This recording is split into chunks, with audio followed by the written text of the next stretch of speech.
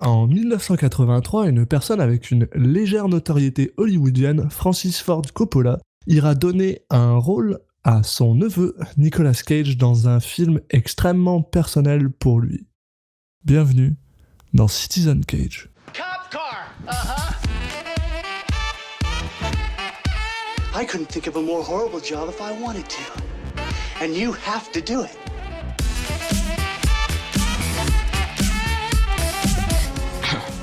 What? I'm gonna steal the Declaration of Independence.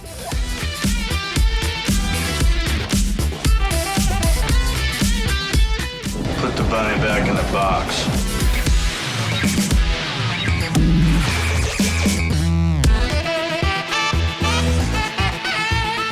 I'd like to take his face off.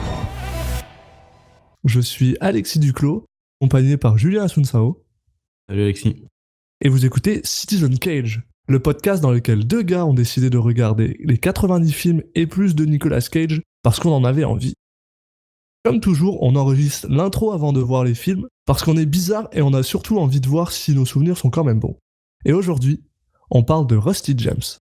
Ouais, Rusty James, donc Rumblefish dans son titre original. Donc comme tu l'as dit, c'est un film réalisé par Francis Ford Coppola, donc film américain de 1983, avec Matt Dillon, Mickey Rourke, Diane Lane et puis bien sûr Nicolas Cage dans les rôles principaux.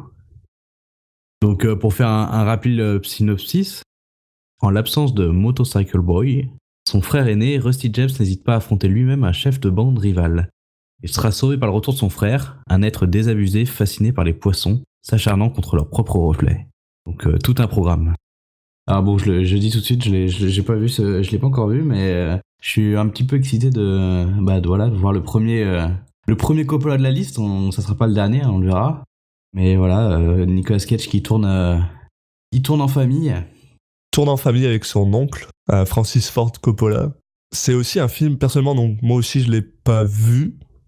Et je suis assez intrigué tout d'abord parce que j'ai pas vu tant de films que ça de Francis Ford Coppola, je me rends compte. Mis à part Apocalypse Now et The Godfather, Le Parrain. Et donc je suis quand même très très intrigué de voir ces films un petit peu plus anciens. Et surtout ce qui m'intrigue le plus là-dedans, c'est que c'est un film en noir et blanc en fait. Pas de ce que je vois sur les affiches et tout ça. Donc ça me tente. J'ai aucune idée du rôle de Nicolas Cage là-dedans, parce c'est pas le premier rôle. Le premier rôle revient à Matt Dillon, ouais. Matt Dillon, ouais. Et il me semble qu'il y a Mickey Rourke aussi là-dedans, si je dis pas de bêtises. Ouais, les deux sont sur l'affiche, ouais. Donc, très rapidement, d'après ce que dit notre ami IMDb, si je dis pas de bêtises, il me semble que c'est l'histoire d'un gars qui est dans un gang et qui a du mal à vivre dans l'ombre de son grand frère, qui était lui un grand gangster apparemment à l'époque des guerres de gang. Et comme maintenant il y en a plus, il est un peu déprimé de ce que j'ai cru comprendre. J'ai quand même hâte de voir ça. Ouais, il a l'air d'avoir un petit côté fin d'une époque. Et bon, Matt Dillon et Mickey Rourke à l'époque, c'était... Il y a du charisme, hein, donc ça va être sympa à voir, je pense. Ouais. On parle d'un film de 1983, si je dis pas de bêtises. Donc c'est vrai que c'était quand même la bonne époque de Rourke, en tout cas. Je sais pas pour Dillon, parce que j'ai pas forcément ultra bloqué sur sa carrière, mais Mickey Rourke c'était déjà quelqu'un à l'époque, là, donc on verra ça.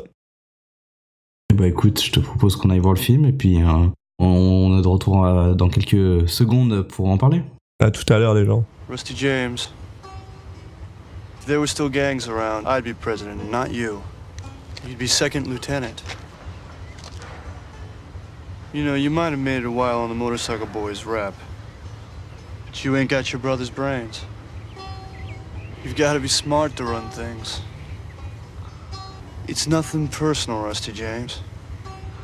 But nobody would follow you into a gang fight. Because you get people killed.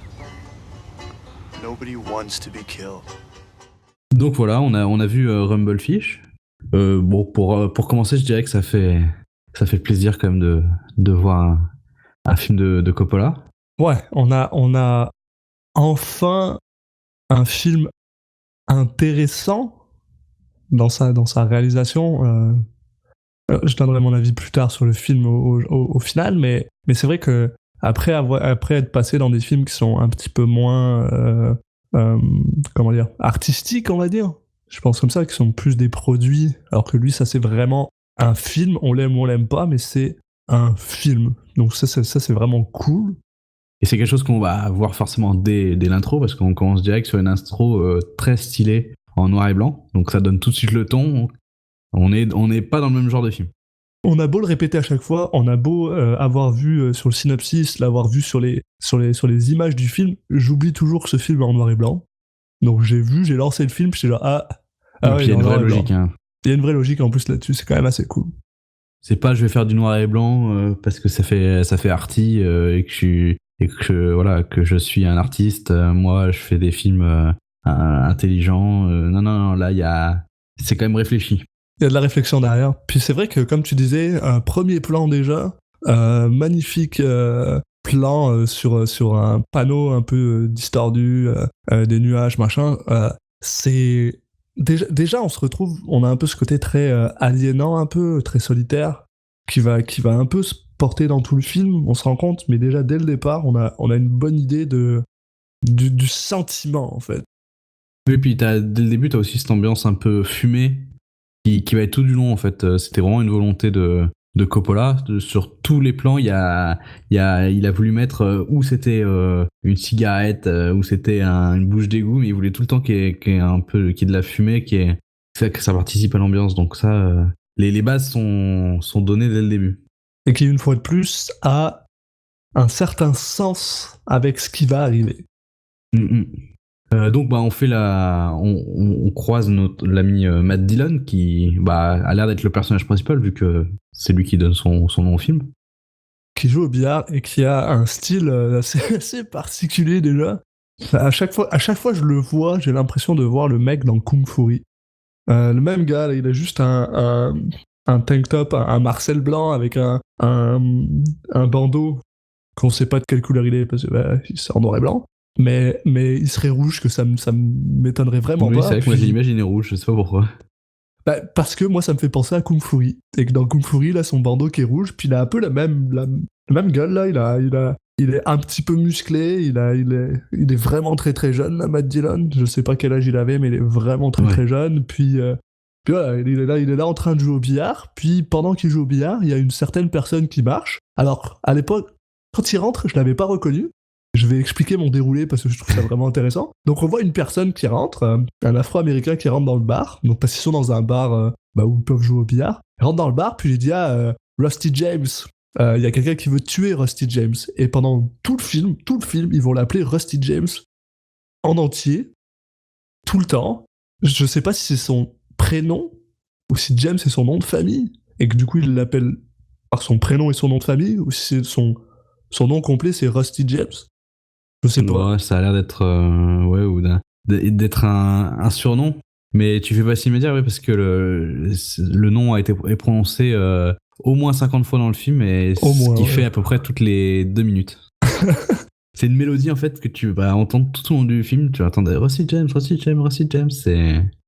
Ça participe aussi à l'ambiance. Et enfin bref, donc il y a cette personne qui rentre et qui dit Rusty James, il y a ce mec qui veut te tuer, qui veut se battre contre toi ce soir, ou je sais plus quand, après 10 heures par exemple. Et là, absolument génial, parce que je m'attendais vraiment pas à ça, j'ai noté à 3... Non, même pas, genre on est même pas à 1 minute du film, là. On a le droit à un plan sur ce mec qui, en fait, c'est Laurence Fishburne. Super maigre, j'avais jamais vu Laurence Fishburne aussi maigre que ça, fait vraiment très bizarre. Et en un champ contre champ, on voit Laurence Fishburne, puis Nicolas Cage. Je m'attendais vraiment pas à le voir aussitôt dans le film. Alors moi j'ai noté sur ma fiche Laurence Fishburne, point d'exclamation, Nicolas Cage, point d'exclamation, Tom Waits, point d'exclamation, parce qu'il joue le barman. C'est vrai, il joue le barman. Donc oui, il y a une espèce de name dropping là, ça me fait plaisir de voir Laurence Fishburne effectivement maigre, qui a dû prendre 1 kilo par année de carrière. Et puis Tom Waits derrière le bar avec toujours il a une gueule quoi. Et par contre, moi j'ai été obligé de mettre en pause dès que j'ai vu Nicolas Cage parce que je ne comprenais pas son style. J'y arrivais pas. Il porte une espèce de veste avec des cartes dessus, comme une veste de footballeur finalement. Les films américains, ouais. Ouais, tu sais, dans les films d'étudiants où ils ont toujours Oui, une bien veste sûr. là, mais avec des cartes sur son chest. Puis une coiffure, mais je saurais même pas décrire ça. Montante. Libre. Ouais, bah une coiffure quoi. Tout ce que je sais, on apprend qu'il s'appelle Smokey.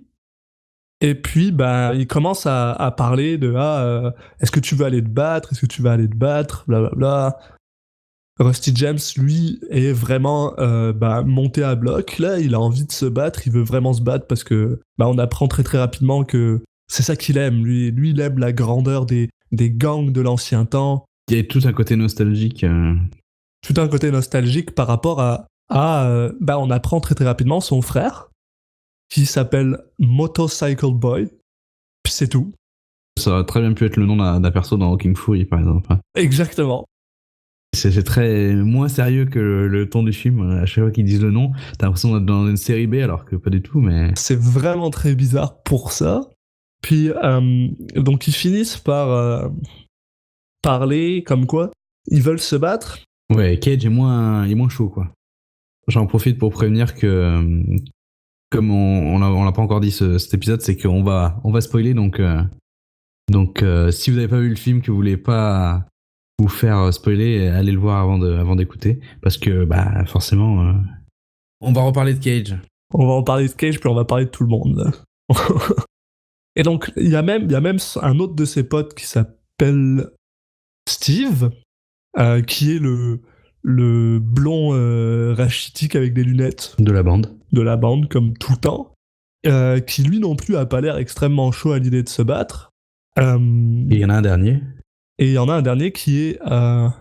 qui est, je sais plus comment il s'appelle, mais lui est très chaud, et si c'est lui qui est joué par Chris Penn, si je dis pas de bêtises, qui est le frère de Sean Payne. Oh. Donc quand il y a pas l'un, il y a l'autre. Quelle belle famille. Et donc il commence à parler, il commence à expliquer que Smokey est pas tant chaud. Il lui dit je serai là pour me battre avec toi, mais il a pas spécialement envie d'y aller. Et à peu près 3 minutes 16, il y a un gros plan que j'ai vraiment, vraiment absolument adoré, un peu artistique, où il y a Nick Cage devant, qui prend la moitié de l'écran à droite. Et en fait, le focus est sur le gars qui est derrière lui, qui est Steve, qui essaye de lui expliquer, de comprendre c'est quoi l'obsession finalement que Rusty James a avec les gangs, avec son frère. Pourquoi est-ce qu'il considère que son frère était si cool que ça? Parce que à l'époque où son frère était dans un gang, il avait la main mise plus ou moins sur la ville. Et ce plan m'a juste absolument fasciné. Oui, ça sera pas le seul. Hein. Il y a quand même tout au long du film des plans qui sont quand même léchés, maîtrisés, ou au moins un minimum réfléchis. Il y a du travail là derrière. Donc là, on va aussi avoir au bout de 4 minutes de film quelque chose qui m'a assez surpris, c'est qu'on a un petit moment de couleur. C'est un des seuls moments où il y en a. Donc en fait, il passe devant l'animalerie et on voit les poissons à travers la vitrine, et eux sont en couleur. Des poissons qu'on apprendra plus tard qui s'appellent des rumblefish, dont le titre du film. Mais on en reparlera un peu plus tard quand on aura un peu plus compris, mais pour être honnête, j'ai pas compris pourquoi ces poissons étaient en couleur. Ça fait moins de sens par rapport à ce qu'on apprend ensuite. Je trouve que ça marche bien, mais on verra. Oui. Non, artistiquement ça marche bien, mais même dans l'explication, mais bon, non. On en parlera plus tard. Donc là, pour l'instant, Rusty, alors il est chaud pour se battre, mais il se dit que bon, il a quand même le temps d'aller voir sa copine avant. Oh, c'est ça, il marche avec ses potes. Ils sont dans la rue, et puis justement il parle avec Smokey, il parle avec Cage, et il lui dit ouais, c'était vraiment stylé avant, les gangs de rue, ça se battait tout le temps. Et Cage lui dit mais qu'est-ce que tu racontes de la merde, pourquoi tu t'en souviens, tu devais genre avoir 10 ans, tu sais. Et le mec fait genre non, j'en avais 11, je m'en souviens. Je pense que dans le film il est censé avoir peut-être 18-19 ans, 20 ans, pas plus. Oui. Et il fait un gang, ça avait vraiment ça voulait vraiment dire quelque chose à l'époque. Et c'est là qu'on se rend compte que Cage, c'est un peu une tapette, quoi. Il a pas envie de se battre. Je dirais pas forcément comme ça. C'est plutôt dans le sens où il est pas forcément chaud parce qu'en gros, on lui demande de se battre pour quelque chose qu'il trouve un peu débile, quoi. Ouais, c'est ça. Il a pas spécialement envie de suivre Rusty James. On apprendra ça pourquoi plus tard, mais. Et il dit, bon, voilà, on est potes, donc je vais le faire pour toi. Mais je trouve ça un peu débile, quoi. Il trouve ça un peu con, cette histoire de, voilà, on se donne rendez-vous, on va se battre dans une ruelle. Bon, c'est pas, ça le dépasse un peu. Et donc ils finissent par continuer à marcher, puis finissent par arriver devant cette école où Rusty James prend une fille à part qui semble être sa copine, plus ou moins. Puis il lui dit qu'en gros, il va venir la voir ce soir.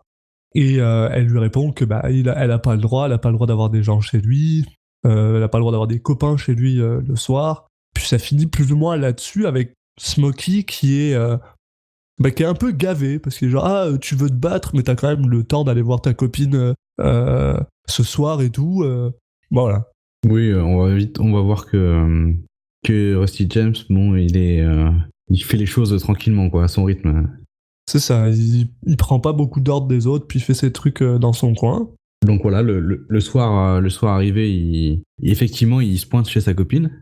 Avec une transition temporelle que j'ai trouvée quand même plutôt classe, avec un wide shot sur la ville et le temps qui passe pour te montrer que maintenant c'est la nuit.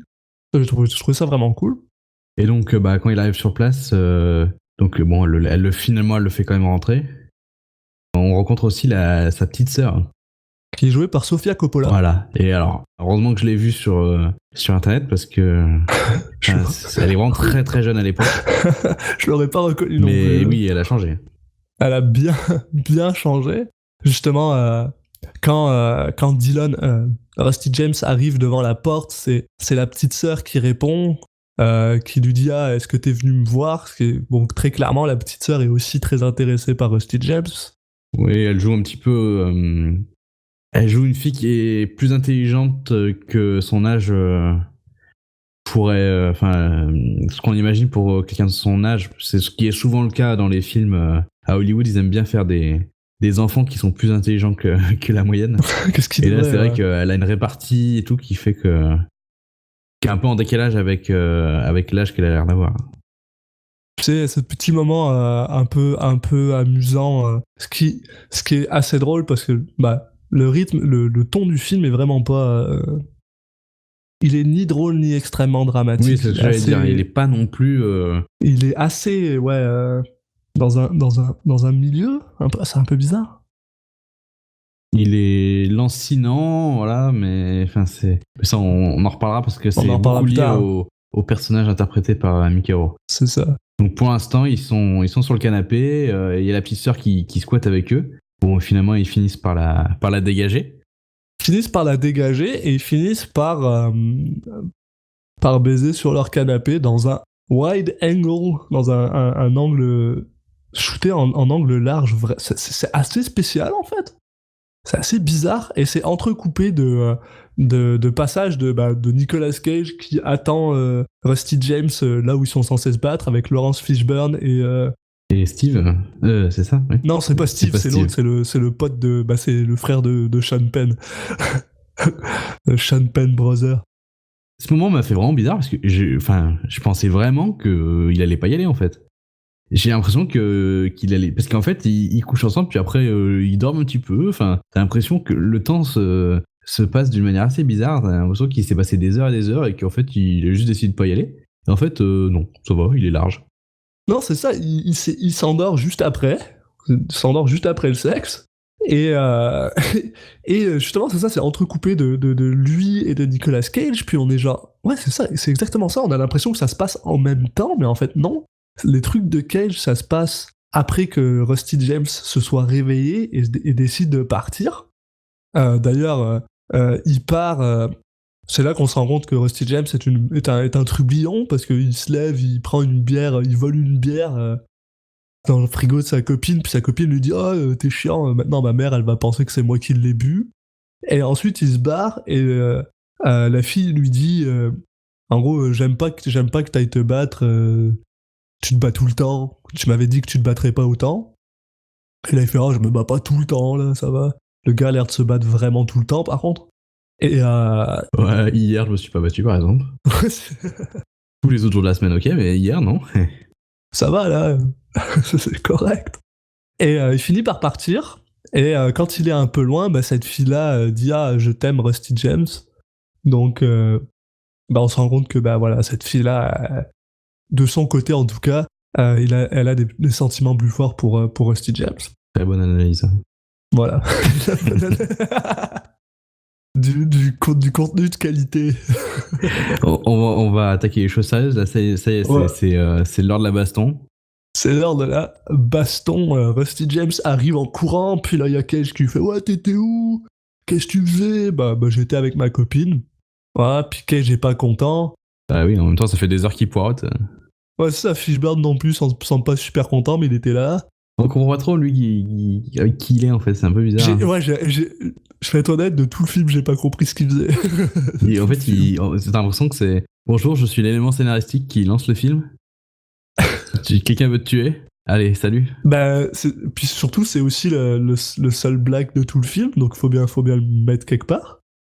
Faut bien qu'il revienne un peu de temps en temps, mais je sais pas ce qu'il fait là. Je sais pas ce qu'il veut, mais bon, bref. Et donc là, il se bat contre le dénommé Biff. Juste avant, je veux revenir sur un plan que j'ai trouvé absolument génial, parce qu'ils sont sur un pont, et il y a ses potes qui l'attendent en bas du pont.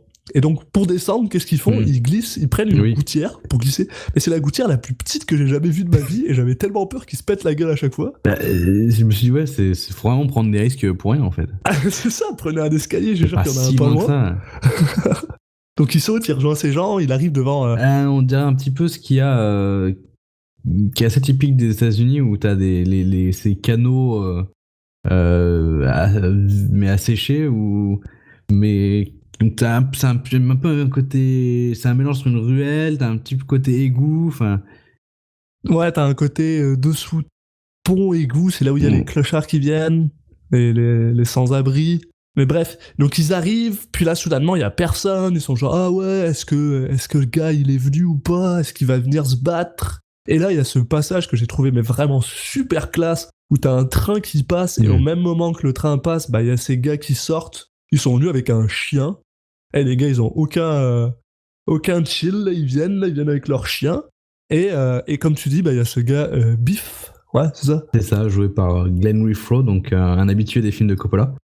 Et en fait, pour répondre à la question, plus que c'est pas un égout ou quelque chose comme ça, en fait, c'est un décor de cinéma, parce que vraiment, là, avec les effets de lumière, ils ont vraiment choisi le décor pour avoir des plans qui sont stylés, quoi. T'as des morceaux de bois enflammés qui rendent super bien en noir et blanc. Alors pourquoi il y a des morceaux de bois enflammés partout, on sait pas. Mais en tout cas, c'est classe. Et les décors, vraiment, ils rendent super bien sur cette scène. Le noir et blanc est vraiment bien utilisé. C'est vrai, ouais, c'est ça, c'est vraiment classe. Et alors, par contre, ça commence à se battre, et ça commence à se battre juste Biff et Rusty James. Ouais, il sort un couteau, hein, l'enfoiré. Biff est un connard, ouais, c'est ça, parce que genre Rusty est juste avec ses poings, puis Biff sort un couteau. Et c'est assez drôle parce que donc c'est un peu une espèce de genre Fight Club où t'as deux mecs qui se foutent sur la gueule, mais ils se foutent quand même sur la gueule de manière grandiose, là. Tu sais, ils s'envoient de partout, Rusty James ça saute dans tous les sens, ouais. Ah, il s'accroche à un tuyau, là, il pète le tuyau. En fait, c'est à la fois grandiose et en même temps un petit peu grotesque, pour être honnête. J'ai trouvé que le combat a vieilli un peu, je sais pas, c'est très old school, toujours avec ces mêmes bruitages de coups de poing des années 80, que quand il frappe dedans, t'as l'impression qu'il est en train de taper dans une dinde ou je sais pas quoi, là. Genre... Puis une musique aux percussions qui personnellement m'a cassé un peu la tête. Donc c'est ça que j'ai trouvé dommage, c'est le premier moment on arrive, parce que comme tu dis, c'est beau, c'est génial, Rusty James saute, il y a du mouvement, il finit par justement récupérer un de ses bâtons enflammés pour essayer de frapper le Biff avec. C'est beau, mais la chorégraphie du combat est pas exceptionnelle. Ouais, ça m'a pas choqué. Après, je vois ce que tu veux dire. C'est vrai qu'on n'est pas dans le côté réaliste qu'on a beaucoup maintenant depuis Bourne ou depuis le retour de James Bond, mais Si je me réfléchis un peu dans ma tête, c'est très West Side Story. ouais, il y a un petit côté comédie musicale. Enfin, le fait de sauter un peu partout comme ça et tout, Mais il n'y a pas le ton qui va avec, par contre. Moi, ça m'a choqué parce qu'il n'y a pas le ton qui va avec. Le ton, comme on disait, il est un peu plat, il est un peu posé, et finalement, on se retrouve dans cette espèce de combats qui sont très grandioses, très grotesques. Moi, c'est vraiment le seul point que je suis choqué un peu, mais bon, bref. Et donc là, on continue, ils continuent à se battre contre Biff, et ils finissent par être face à face, puis là, il y a une personne qui arrive en moto.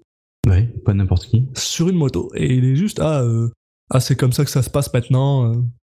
Et là, Enfin, moi, ça m'a fait rire parce que, en fait, t'as Rusty James qui a clairement l'ascendant à ce moment-là. Et là, t'as donc Mickey Rourke, qui joue son frère, qui interrompt le combat et qui va, en fait, plus foutre la merde qu'autre chose, quoi. Surtout que dans le synopsis, c'était marqué il sera sauvé par le retour de son frère, mais alors pas du tout. C'est totalement l'inverse. En fait, c'est plutôt un combat qui était bien parti, et puis il y a son frère qui va foutre le bordel et qui fait qu'il va se prendre un coup de couteau. en plus, c'est horrible, c'est même pas un coup de couteau, c'est genre, il se prend un coup de vitre. Oui. C'est parce que Rusty James a balancé Biff dans une vitre, que ça a pété la vitre, puis l'autre se sert de morceaux de vitre pour essayer de le planter. Ouais, et puis il sert de la En fait, t'as l'impression qu'il y a Mickey Rourke qui fait une distraction, et il y a Biff qui en profite pour lui mettre un petit coup là en scred avant de se faire dégommer par la moto de. Dans le foie. Ouais, qui se prend un coup de couteau dans le foie. Ouais, avant de se faire dégommer par la moto. Mais alors ça, par contre... Ouais, c'est assez cartoon, ça. Ça m'a vraiment fait bizarre. Hein, Ouais. Parce que ça... mais par contre, en fait, j'ai adoré la séquence. La séquence où, justement, on voit Rusty James qui se prend un coup de couteau. Ça saigne. T'as un gros plan sur les yeux de Mickey Rourke, qui d'ailleurs, genre, est tellement jeune, ça me perturbe. Qui est genre, je suis pas content. Il prend sa moto, il descend de sa moto, il balance le gaz. La moto part toute seule, elle rentre dans Biff. La moto fait une espèce de genre... elle s'envole, puis elle fait un tour sur elle-même pendant que Biff décolle. Puis t'es juste, qu'est-ce que je viens de regarder? Ça prend 2 secondes. C'est une technique quand même de combat assez spéciale, quoi. De balancer sa moto sur les gens, bon, ça marche une fois, quoi. C'était vraiment, vraiment super bizarre. Et puis là, il y a la police qui arrive. Non, c'est pas la police. C'est pas la police? C'est le policier de Village People. Ah oui. Alors là, mais il a tout, quoi. Il a toute la panoplie. Et c'est le seul policier de la ville, sauf à la fin. C'est le seul policier. Il est là, il est juste là. Donc ils essayent de se barrer. Il y a Rusty James qui est genre sur le dos de son... pas sur le dos, mais à côté à son pote Steve, qui part pendant que le policier Village People parle avec Motorcycle Boy, que je vais appeler MB à partir de maintenant parce que c'est trop long sinon. Ah oui. Qui parle avec MB et qui lui dit pourquoi t'es revenu? Nous on préférait que tu sois pas ici, on préférait que tu retournes chez toi. Pourquoi t'es revenu? Ce qui nous montre que très clairement Monsieur Mickey Rourke est pas bienvenu. Après, s'il lance sa moto sur tout le monde, oui. Par contre, là, pour ça, il va pas avoir de problème. Hein. Il va juste lui dire, écoute, salut. Hein. En plus, c'est quand même le plus mauvais policier de tous les temps, parce qu'il a tous les criminels là, il en arrête pas un seul. Non, il va juste dire à Rourke je t'aime pas. Je te tiens à l'œil. Mais arrête-le, il vient de balancer une moto sur un gars, tu peux l'arrêter là, t'as le droit. T'as legit le droit. Mais bon. Il fait un petit peu policier de... Tu sais, dans les comédies, des fois, t'as le policier qui... Je sais pas, par exemple, il va interrompre un braquage pour aller dire à un des mecs je te tiens à l'œil, sans se rendre compte que les mecs sont en train de braquer une banque. Tu sais, c'est un peu ça, le mec qui il sait qu'il y a un truc, mais en fait, il remarque jamais rien, quoi. Il arrive toujours après coup, enfin bon, c'est... je te tiens à l'œil. Surtout que, à part balancer une moto sur un gars, il n'était pas non plus il n'était pas extrêmement agressif en arrivant et tout. Là. Donc bon, bref. Une fois que c'est fait, il ramène Rusty James chez Rusty James. où il vit avec son père qui est pas là pour l'instant, et il est en train il est en train de pisser le sang complet. Du coup, il lui donne un petit coup d'alcool. Et c'est bon. Déjà, la pire chose à faire, genre mettre de l'alcool sur une plaie ouverte, c'est vraiment de l'alcool, là. Je pense que c'est du gin ou je sais pas quoi, puis il vide du gin dessus. Et ouais, il le recousse même pas. Non, c'est bon, il y a l'alcool. C'est fini. Et j'ai legit écrit ça à un moment, j'étais genre, mais ils vont le recoudre à un moment ou qu'est-ce qui se passe? Surtout qu'après, il dit faut l'emmener à l'hôpital. Il lui dit oh, c'est bon. J'ai mis de l'alcool sur la blessure, c'est bon. Non, par contre, cette histoire d'alcool, bon, on en rigole, mais par contre, j'ai trouvé que c'était une très bonne façon de montrer que ils étaient dans la maison d'un alcoolo, quoi. Ouais, parce qu'il y a que ça partout. Et c'était, je sais pas, je trouve que c'était au final bien vu, quoi. Mais c'est vrai parce qu'en fait, il rentre et il commence à chercher plein de trucs. Il commence à chercher est-ce qu'il y a quelque chose pour le soigner finalement, et il se rend compte que la seule chose qu'il trouve, c'est de l'alcool. Oh, je crois que surtout qu'il sait très bien il sait très bien qu'en cherchant un peu partout, il va forcément trouver son bouteille d'alcool à un moment, quoi. Et il y a peut-être ça aussi, ouais. Bah ouais, très clairement quand on rencontre son père, ouais. Et après, j'ai noté Mickey Rourke, mais quel putain de charisme. Incroyable. Surtout avec ce personnage-là, je trouve ça super fascinant parce que on va finir par l'apprendre de plus en plus, mais même quand il commence à parler, il est très posé, il est très calme, c'est une personne qui est un peu effacée finalement, et pourtant, dès que tu le vois à l'écran, il est à l'écran. Ah, même au début, il parle pas, mais putain, mais il a une gueule, c'est incroyable. C'est fascinant. Il bouffe l'écran. Alors, Dylan, il joue bien, enfin, il est pas mal là-dedans aussi. Il y a des moments où il est moindre, mais ouais. Je parle vraiment dans le côté présence à l'écran, sans parler. Mais Mickey Rourke, c'est incroyable, quoi. Tu peux pas. Ouais. Par contre, c'est vrai que pour la défense de Dylan, il y a vraiment beaucoup de plans dans tout le film où ils sont juste lui et Mickey Rourke. Et même si Mickey Rourke genre bouffe beaucoup l'écran, il arrive quand même à être là. Donc c'est pas si mal. Ouais, rien que ça, c'est une performance en soi, ouais. Et j'ai marqué aussi, ça m'avait fait rire, il est censé avoir 21 ans. Mais je pense qu'il était déjà plus vieux que ça. Oui. Et d'ailleurs, ça me fait rire parce que justement, après, Mickey Rourke, donc du coup, s'isole un petit peu parce qu'il a besoin de penser. Et il y a Steve et Rusty James qui commencent à dire ah ouais, il est censé avoir 21 ans, on dirait qu'il a l'air plus vieux. Ça m'avait fait rire sur le coup, c'était genre il a l'air vraiment plus vieux, et après ils font il a l'air d'avoir au moins 25 ans. Je suis genre ça va là. Je suis plus vieux que ça, c'est bon. J'ai pas la gueule de Mickey Rourke. Et ce que je trouve absolument drôle, c'est Rusty James qui s'obstine à chaque fois et qui dit moi aussi quand j'aurai son âge je vais ressembler à ça. Ok. Ça paraît mal barré, quoi. Enfin, généralement, c'est pas entre 17 et 21 ans que ton visage change complètement. Que tu vas ressembler à... Tu te transformes pas, quoi. Mais voilà, donc là, Mickey Rourke explique à son frère que il était parti en Californie, que c'était cool la Californie. Oui, parce qu'en gros, on découvre que le frère, il s'est un petit peu barré sans rien dire, et que d'un coup, il a disparu, puis comme de la même manière qu'il a disparu, d'un coup, il est revenu. Parce que au début, ils en parlent, on va dire que son ombre plane beaucoup sur le début du film, avant même qu'il arrive, et t'as l'impression qu'il reviendra jamais, que c'est limite comme s'il était mort. C'est vrai que depuis le début, l'exposition est quand même très intéressante, parce qu'on a 2-3 petits trucs par-ci par-là quand ils discutent en disant ah oui, ton frère il est parti, ça fait 2 mois qu'il est plus là, blablabla. Et en avançant, on voit par exemple il y a plein de tags où il y a écrit Motorcycle Boys the King ou des trucs comme ça. Et finalement, c'est des petits nuggets d'exposition qui te font comprendre que le gars avait tout, puis il a décidé de partir d'un coup. Et on sait pas pourquoi. Et là, il explique juste que quand il est parti en Californie. Et que la Californie, c'est cool. Et il arrête pas de dire que c'est très différent d'ici. Mais on n'en apprend pas plus que ça. Et finalement, on coupe sur une scène que j'arrive pas à savoir si c'est Rusty James qui hallucine ou pas. Ah, il a pas l'air bien. Là, je pense que...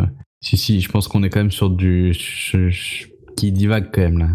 Ouais, non, mais ce que je veux dire, c'est que clairement, il a une hallucination, parce qu'en gros, la scène, il est dans une salle de classe, Ouais. et là, soudainement, il voit sa copine en sous-vêtements sur une Une étagère, enfin une armoire. sur une armoire, sur le top d'une armoire, qui lui fait des pauses lascives. Mais ce que j'arrive pas à comprendre, c'est si toute la scène Oui, je vois ce que tu veux au dire. complet est une hallucination, parce que tout d'un coup, elle s'arrête, on retrouve Rusty James dans son lit, qui se réveille, et qui se rend compte qu'il y a son père l'alcoolique qui est juste à côté, complètement mort par terre sur le sol. Et Au père joué par Dennis Hopper. Hein. en Donc, plus, ouais, encore un beau petit nom au casting. un bon gars. Qui, on verra pas tant que ça, mais lui aussi, il a son lot de charisme. Hein. Ah ouais, non, pour un alcoolique, non, il s'en sort vraiment bien aussi. Et c'est ça. Et là, il reparle avec Mickey Rourke, qui lui dit je suis revenu parce que la maison me manquait, puis il pointe son père qui est mort comme un sale. Et ça va pas plus loin que ça. Il y a une petite interaction, puis là, ça recoupe. Et là, il est très clairement de retour à l'école. Et là, c'est pareil, il est encore un peu en mode hallucination. Il revoit sa copine une fois de plus sur une étagère ou je sais plus quoi. À côté de sa copine, il y a l'horloge qui passe super vite. J'ai trouvé ça très très drôle quand ils se retournent, parce qu'ils sont dans une classe de menuiserie, ce genre de choses, Oui. là et ils se retournent, puis son pote derrière, le frère de Sean Penn, est en train de s'aiguiser une épée. Une épée, un large couteau. Oui. Une machette, enfin oui. Ouais, ce genre de choses. Mais très clairement, une fois de plus, c'est clair que ce gars, on l'a pas recousu, là. Je tiens à le, Ah oui, bah de toute façon, après, il va un peu rechuter quand même. je tiens à le préciser. Et donc là, voilà, l'école se finit, il retourne voir sa copine, parce qu'il veut Gloria, sa copine, je crois. J'ai pas noté son nom. Voilà. Qui veut... Si t'as besoin d'aide encore, hein, y a pas de souci. Merci. Merci pour ton aide, Julien. Et donc, il essaye de lui... il veut l'emmener en une soirée, je crois. Il promet à sa copine de l'amener à un concert, C'est ça. mais il a pas l'air d'avoir l'argent pour payer les places. Voilà. Donc là, pareil, petite interaction. On se rend compte finalement que genre il y a beaucoup de cette mise en scène très décousue. On passe d'une Oui. scène à une autre sans vraiment savoir. Ah bah là, je suis en train de regarder mes notes et je me dis mais j'ai oublié de noter des trucs, c'est pas possible. Ça a aucun sens dans mes Et notes. pourtant, non. C'est des scènes qui ont pas de lien les unes avec les autres et quand écrit là, ça fait très bizarre de les relire en fait. Bah ouais, moi aussi, là, j'ai des points l'un après l'autre, puis ouais, là, je passe de... il retourne voir sa meuf pour l'emmener à un concert en soirée, ce qui est exactement ce qu'on vient de dire. Puis ensuite, étrange interaction avec une prof substitute. Bah c'est sur le retour là, il croise la copine ou ex-copine de son frère C'est ça. qui a l'air d'être shooté à l'héroïne. Très clairement. Et on voit que ils en parlent plusieurs fois dans le film. Il y a vraiment ce côté la drogue c'est mal parce que à cause de la drogue il y a plus de gang. Bon, enfin, c'est pas la seule raison, mais c'est vrai c'est très. On sent qu'ils ont tous un peu ils sont marqués par les ravages de la drogue, et de l'héroïne qui est a priori nouveau, enfin quelque chose de nouveau dans le paysage de l'Amérique. C'est vrai que j'ai vraiment vraiment beaucoup de mal à pointer à quelle époque ça se passe vraiment. J'ai l'impression que c'est 70-80, peut-être, 70-80, mais je suis pas... La façon dont c'est filmé, raconté et tout, ça pourrait même être une espèce d'autre univers en fait. Parce que c'est très onirique, enfin c'est très bizarre, ouais. Mais bon, c'est voulu, hein, ça voulu. participe beaucoup à l'ambiance, mais le côté, voilà, il raconte ces gangs comme on raconte des légendes arthuriennes un petit peu. Bah du coup ça donne l'impression d'être même carrément dans un espèce d'univers parallèle. Enfin, donc ouais, c'est à la fois dans le temps, les lieux, les choses comme ça. C'est vrai que c'est très, on est rapidement séparé d'une certaine forme de réalité. Et il faut se rendre compte aussi que tout ce qu'on vous dit depuis tout à l'heure, là, il y a généralement très très peu de moments où il y a plus de 3 ou 4 personnages à l'écran en même Il y a temps. un côté Dans très une scène. théâtral là-dedans. C'est assez bizarre, c'est-à-dire que à part les moments où il y a de la baston, ou alors ils sont dans un endroit plus public, où là il y a du monde, Mais même comme le ça, reste il du y a temps, du monde sans avoir du monde, c'est vraiment un fond. c'est ça. C'est toujours très très limité. 1-2 personnes qui se parlent, 3, 4 maximum. On reviendra plus tard, on expliquera un peu plus tard pourquoi. Parce que personnellement, je trouve la raison très intéressante, mais c'est vrai que on est quand même. Là, je pense qu'on est déjà peut-être à une bonne demi-heure dans le film. Le film dure à peu près 1h30, 1h40. Et on se retrouve dans cette espèce d'univers, ouais, comme tu dis, un peu parallèle, où c'est très solitaire, toutes les interactions sont. On a l'impression qu'elles se passent dans des endroits, elles pourraient se passer ailleurs, ça changerait rien, où il n'y a pas de vie autour. Oui, mais les personnages passent beaucoup de temps à errer en fait. C'est ça. Cette interaction, par exemple, avec l'ancienne copine de Mickey Rourke se passe dans une cage d'escalier en extérieur. Ouais, puis elle est assez surnaturelle. Hein. Elle est vraiment shootée, il la croise, puis elle est là avec une fleur, je crois, elle essaie de lui donner des fleurs, puis elle lui dit pourquoi est-ce que tu m'aimes pas, Rusty James, et elle le joue d'une manière, mais vraiment, en fait c'est ça qui était très bizarre, et c'est là qu'on revient un peu sur ce que tu disais côté onirique, parce que pour moi, à ce niveau-là, j'étais toujours pas sûr si il continuait à halluciner ou pas.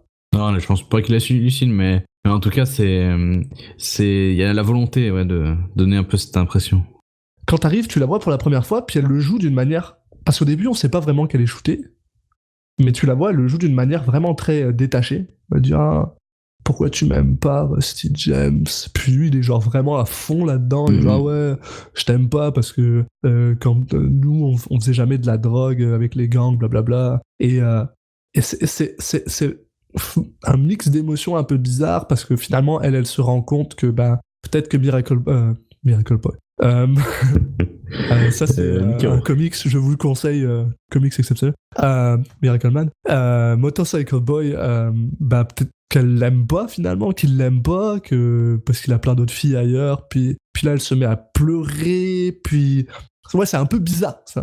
Quand il va en parler avec son frère il va lui dire elle lui dit ouais mais non mais je suis pas accro, et en fait il va en parler avec son frère, et même là il y aura un dialogue assez improbable où il dit elle a dit qu'elle était pas accro, et lui dit je la crois. Enfin c'est spécial. Donc là c'est ça, ils se parlent dans leur petite cage d'escalier. Rusty James aime vraiment pas cette personne, probablement parce que c'est une prof remplaçante et qu'il aime pas les profs remplaçantes. Je sais pas, pour être honnête. Et ensuite, ouais, voilà, ça passe à Rusty James torse nu avec sa blessure qui est toujours pas recousue, je tiens à le rappeler, et que ça me stresse. Le fil rouge, là. C'est le cas de le dire. Et il est en train de parler justement avec son frère et il lui explique ouais voilà, je l'ai croisé, je la crois, et on a le droit à une de mes phrases favorites de tout le film. Où t'as Miracle Boy qui regarde son frère et qui lui dit je vais pas y arriver. Motorcycle Boy, MB, Mickey Rourke qui regarde Rusty James et qui lui dit qui lui demande pourquoi est-ce qu'il est tout le temps fucked up one way or another, et il le dit avec la voix la plus douce possible et imaginable, genre comme une personne extrêmement gentille avec son frère, genre why are you always fucked up one way or another, et parce qu'on sent qu'il est un peu concerné par son frère. Il a je sais pas s'il a peur pour son frère, mais il se pose la question, comment est-ce que ça se fait que t'es toujours en train de te battre, que t'es toujours à moitié déchiré, que t'es tout le temps blessé ou whatever. Puis ça se finit plus ou moins là-dessus, cet échange-là. Et là, on passe à une scène où son père revient dans l'appartement. Et là, on a le droit de voir Dennis Hopper un petit peu plus que couché sur le sol en train d'être bourré. Et il dit il voit son fils et il fait t'es de retour à la maison depuis quand t'es rentré? Son fils lui dit j'étais là hier, tu m'as pas vu, t'étais déchiré. Et son père commence à dire comment comment était ton voyage? Je suis allé en Californie, comment c'était la Californie? Ah, c'est génial, c'est comme ici mais en mieux. Et c'est tout. Puis là, il y a Rusty James qui parle avec son père, puis qui lui demande de l'argent parce qu'il a besoin d'aller à l'hôpital. Enfin. Non, il va aller au concert. Oui, mais il lui dit qu'il veut aller à l'hôpital. Ah oui. Il veut aller au concert, mais il lui dit je veux aller à l'hôpital. J'ai l'impression que je me suis fait déchirer. Blablabla. Son père lui fait ok, prendre l'argent. Et on apprend que son père est un ancien avocat qui maintenant est sur le videt de l'État américain. Puis clairement, il utilise tout ça juste pour boire, parce que la première chose qu'il fait une fois qu'il a donné de l'argent à Rusty James, c'est essayer de trouver sa bouteille de gin. Puis là, on a une espèce d'étrange interaction entre Mickey Rourke qui essaye d'enlever sa bouteille à son père, mais qui le fait de manière vraiment très joviale. Il sourit, il est heureux. Enfin, c'est un jeu, quoi. Il joue avec son père, il prend sa bouteille, il essaye de la vider dans... Je crois que c'est un lavabo, je suis pas sûr. Elle essaye de la vider, puis son père lui fait ils finissent tous les deux sur le lit à rigoler, et finalement son père récupère la bouteille, puis il dit viens Rusty James, viens avec nous. Il parle, puis en fait c'est genre un petit moment sympa en famille dans un appartement tout pourri. Et je la trouve incroyable cette scène. Entre le jeu d'acteur, les punchlines qui sortent, et enfin cette ambiance où ils sont toujours sur le fil, tu sais pas s'il veut vraiment s'il va lui piquer de force la bouteille ou s'il fait ça juste pour se marrer avec lui. Enfin, elle est incroyable. On sent, c'est là où je commence en fait on commence à se rendre compte que Mickey Rourke est très détaché de tout, vraiment de tout. On a l'impression qu'il y a rien qui a de l'importance. Ouais, puis en fait, il y a aussi ce côté, il y a donc le père, donc évidemment, il joue un alcoolique, mais c'est pas l'alcoolique méchant. Enfin, je veux dire, c'est pas le père alcoolique qui va rentrer et taper son fils ou c'est pas vraiment dans cette optique-là. Même quand tu vois, il va au bar, en fait, il va se bourrer la gueule, mais il se fait pas virer, il paye et il s'en va, quoi. Enfin, oui. Du coup, il est pas présenté comme le méchant de l'histoire. Donc c'est aussi ça qui fait qu'il y a ce petit moment, ces moments de famille qui sont où on se prend bien pour les personnages, où on sourit en fait de les voir jouer comme ça, se taquiner, voilà. C'est ça, on passe vraiment, on ondule dans ce ton en fait entre doux amer puis jovial mais épatant, puis on passe de l'un à l'autre. C'est super intéressant. Et après on passe sur un truc encore qui n'a rien à voir. Génial. Et ça c'est probablement une de mes scènes préférées parce qu'elle est un peu proéminente en Nicolas Cage, donc je l'aime beaucoup. C'est juste Cage, Smokey qui emmène tous ses potes dans une maison qui est pas à eux, donc ils pètent une vitre puis ils rentrent. Je parlais pas de ça, moi. Ah, pas celle-là? Non, avant, il me semble que c'est avant, on a un monologue de Tom Waits. Oh oui, cette scène dans son bar qui est filmée d'au-dessus, puis... Il déclame vraiment un texte, ça rajoute encore ce côté théâtral qu'il y a sur certaines scènes. En fait, entre chaque scène, t'as l'impression que tu vas avoir la lumière qui s'éteint comme au théâtre, le rideau qui se ferme, il se rouvre, là on est dans le bar, et t'as Tom Waits qui fait son monologue, qui déclame son texte, hop, on s'éteint, on revient, et là on va être sur la scène dont tu parles.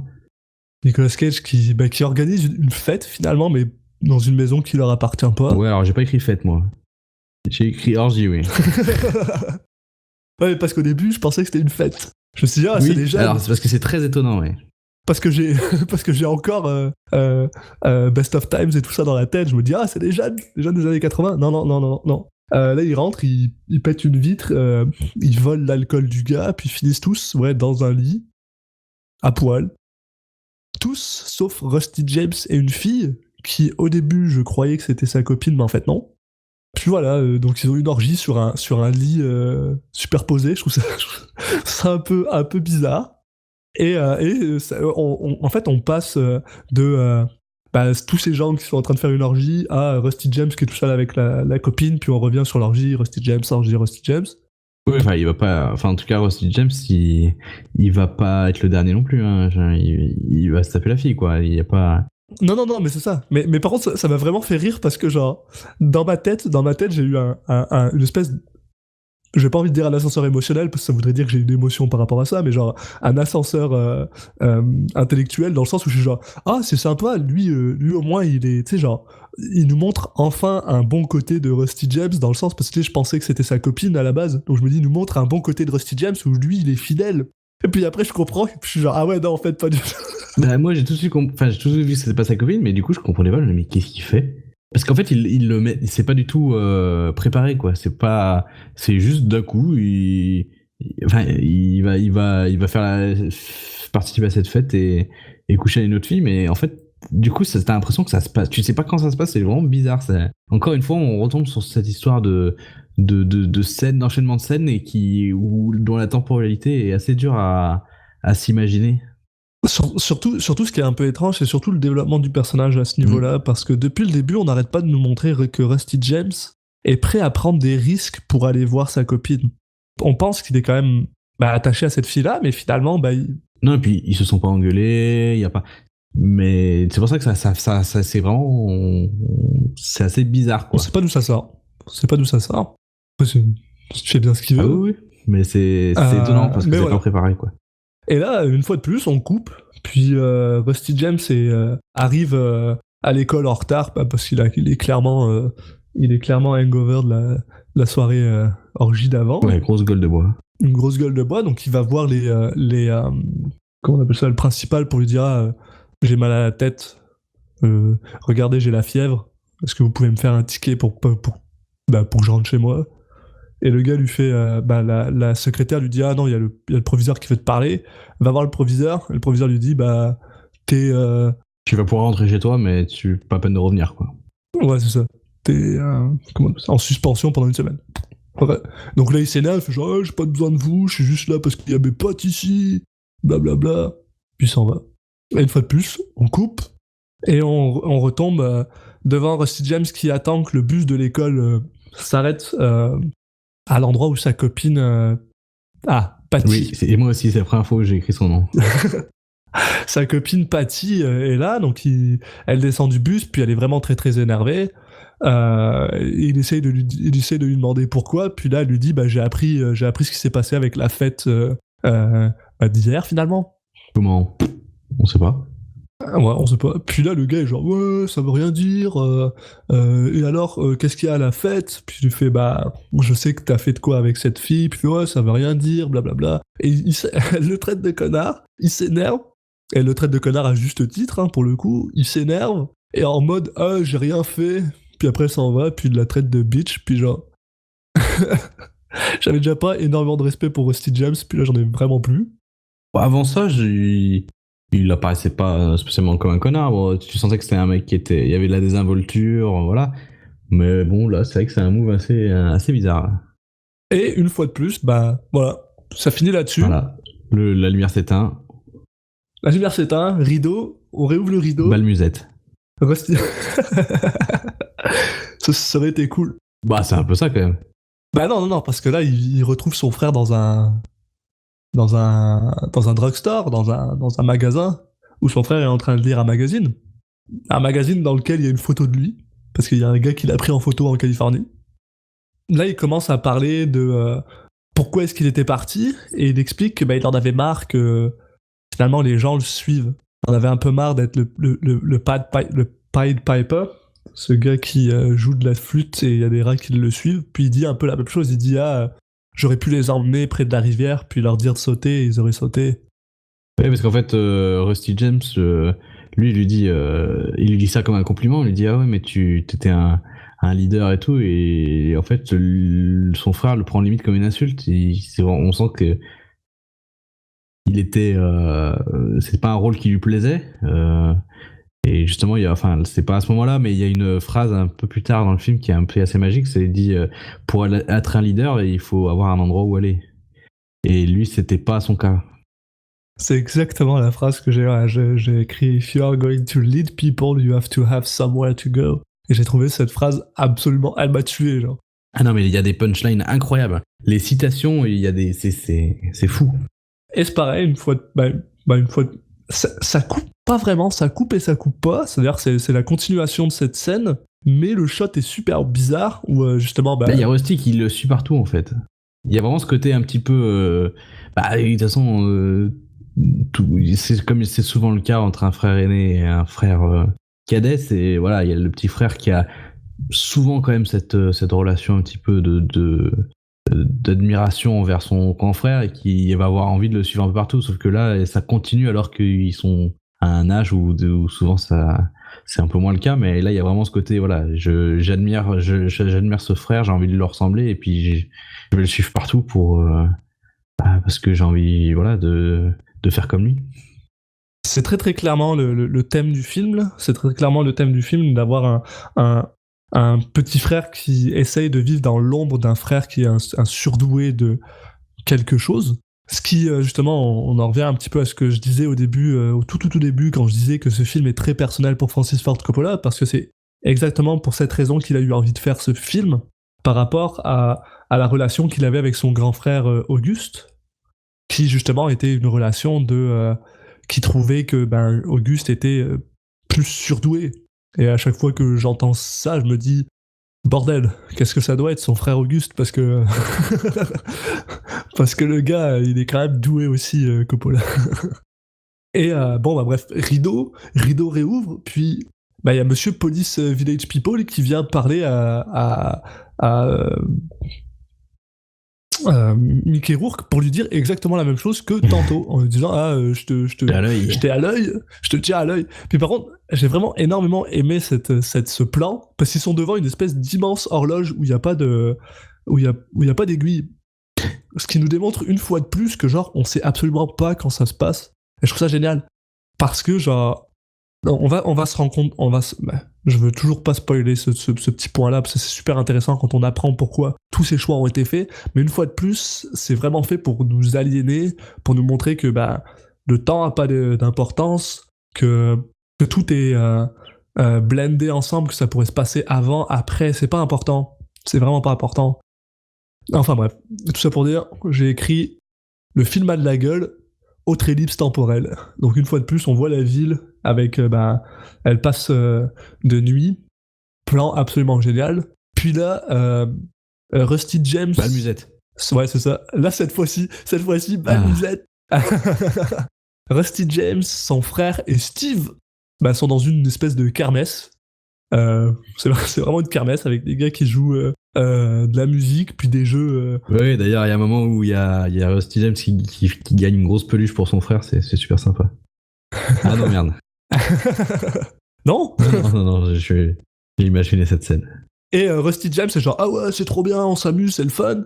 Puis, tout d'un coup, il voit que son frère est encore avec la prof remplaçante.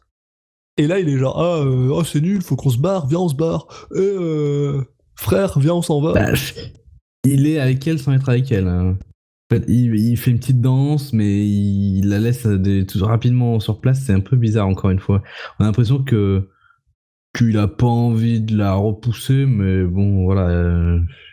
Comme tu disais, c'est encore ce côté très détaché. Et c'est ici, pour la première fois, qu'on apprend, lors d'un échange entre Steve et Rusty James, que Mickey Rourke ne peut pas voir les couleurs. Et qu'il est un petit peu sourd. Et c'est soudainement ici, c'est là ici qu'en fait on commence à comprendre et que ça sink in que tous les choix qu'on parle depuis le début, le fait que le film soit en noir et blanc, le fait qu'il n'y ait pas vraiment beaucoup de musique ou que ce soit très calme à part les percussions, même le fait que comme on disait un petit peu plus tôt, on sache pas vraiment quand ça se passe, où ça se passe, que ce soit très renfermé, qu'il n'y ait pas de vie. Tout vient du fait que, en fait, on est du point de vue de Mickey Rourke. Le film est en noir et blanc parce qu'il voit pas les couleurs. La musique est basse parce qu'il est sourd. Il est à moitié sourd. Oui, il entend moins bien que... Voilà. C'est ça. Du coup, cette aliénation vient du fait que, à cause de le fait qu'il est un peu sourd d'oreille, il est plus renfermé sur lui-même. Aussi, depuis le début, on le voit extrêmement toujours très calme, toujours un peu paumé en fait. Et on se rend compte que tout le film est comme ça. Que on est du point de vue de Mickey Rourke. Et ça, j'ai trouvé ça dès que j'ai appris ça et que genre mon cerveau a cliqué, j'étais genre ok, tout fait son sens. Ouais, ça me fait un peu penser à un film comme Mommy. Je sais pas si tu l'as vu, de Xavier Dolan. Toujours pas, non. D'accord. Où là-dessus, il y a un jeu sur le cadre. Et aussi, pareil, il y a une raison. Et que c'est pas juste pour se la jouer. Et quand la raison t'apparaît, tu fais ah oui, d'accord. Donc ça m'a fait beaucoup penser à ce film là-dessus, à ce niveau-là. Et c'est vrai que c'est super intéressant. Et bon, finalement, on apprend ça, ils finissent par partir, puis finissent par se retrouver dans une espèce de salle d'arcade. Mickey Rourke explique à Rusty James que leur mère est encore en vie, et qu'elle vit en Californie, et que c'est là-bas qu'il l'a vue. Et Rusty James, ça l'énerve un peu, parce que il pensait que sa mère était morte. Il en veut à leur mère de les avoir abandonnés. Il y a ça aussi. Puis j'ai trouvé ça vraiment très très drôle, parce que Mickey Rourke continue à expliquer que la Californie c'est génial, que il allait vivre là-bas un peu avec sa mère, que sa mère elle a remarié un producteur de cinéma, et que finalement ce serait cool, c'était cool quand le temps qu'il a pu vivre avec elle. Et il explique que la Californie c'est super nice, avec une métaphore sur la ressemblance avec une femme qui est droguée, et je trouve ça super drôle. Ouais. C'est comme une femme qui est sur l'héroïne, elle sait pas encore qu'elle va s'écraser, elle est juste en train de voler comme un avion. Puis je trouve ça ouais, encore une autre un autre ligne de dialogue qui est assez incroyable. Ouais. Donc voilà, ils finissent leur petite discussion sur sa mère. Rusty James lui demande comment est-ce qu'elle est sa mère. Ils finissent par avoir une petite discussion aussi sur quand il était petit et que sa mère est partie. Elle avait pris Mickey Rourke avec elle, mais elle avait laissé Rusty James tout seul. Et quand son père est rentré et qu'il a vu que sa femme et son fils étaient disparus, c'était la première fois qu'il est devenu complètement drunk, et qu'il était drunk pendant 3 jours, ce qui veut dire que Rusty James est resté tout seul pendant 3 jours, et que c'est probablement à cause de ça que maintenant il a peur d'être tout seul. Ce qui explique aussi pourquoi cet attachement au gang permet de s'entourer, ce côté de vouloir suivre son frère, enfin voilà. Familial, il veut pas être abandonné par son frère une fois de plus.